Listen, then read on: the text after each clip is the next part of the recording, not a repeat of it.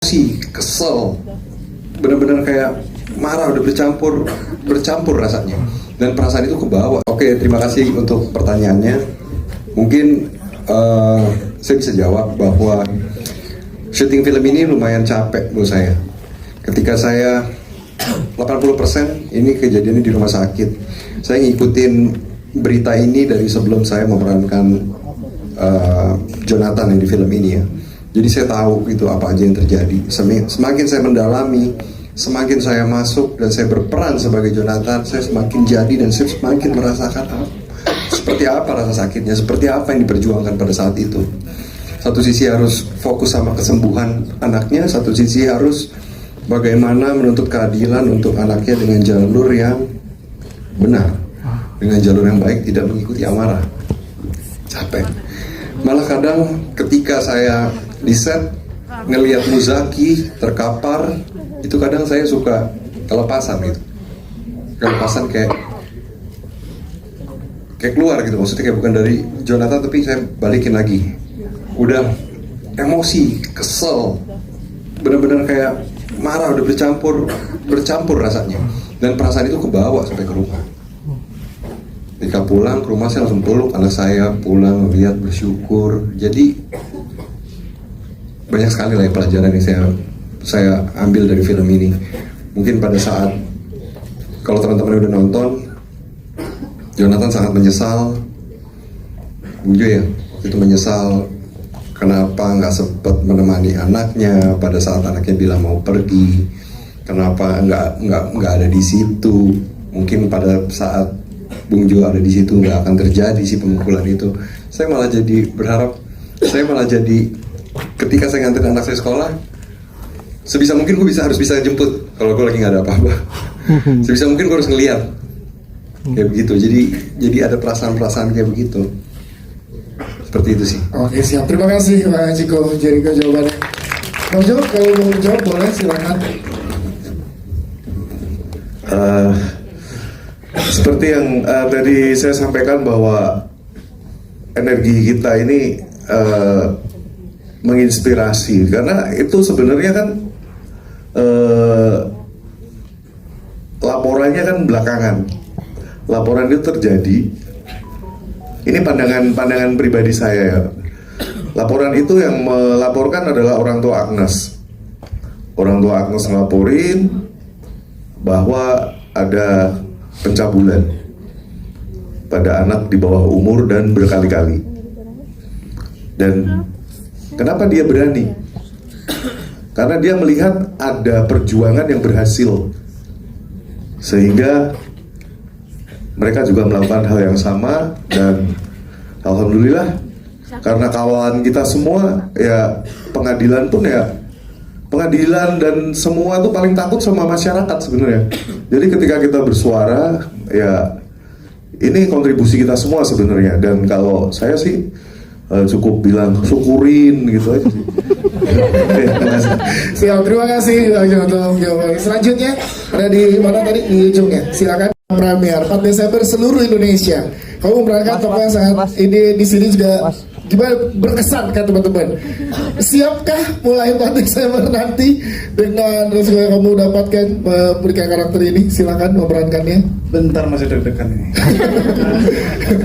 Siap sih ya, harus siap mau gimana pun, karena seperti Om Matias Matius bilang, kita harus ikhlas, harus empati sama karakter yang kita mainin. Dan jujur aku sendiri, aku ikhlas peranin Mario Dennis, yes.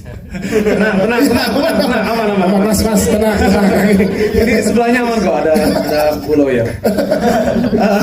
Aku ikhlas peranin, cuman di sela-sela pas sedang prepare ada perasaan yang sedikit takut juga. Dan pas lihat contoh-contohnya, bukti-buktinya, terus ngobrol sama Om Jo juga, jadi takut dan kasihan.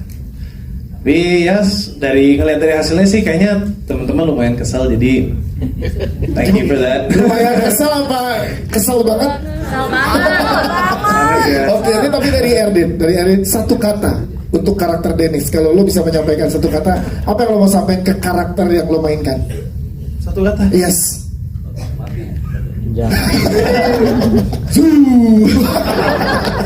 Kata-kata sih trauma sih. Trauma ya. Trauma. Siap, tepuk tangan dong untuk Erdin Werdraina yang memerankan yang sangat luar biasa sehingga saya bisa nyampe ke teman-teman penonton. Kita ke Watika Bravani. Hai Watika Bravani yang dalam kasus ini terbawa juga dalam aktingnya karena memang secara personal akhirnya menjadi dekat juga dengan Indila bersama dengan Mbak Melisa. Ini apa yang sangat dipelajari dari karakter yang diperankan oleh Tika Bravani untuk teman-teman media?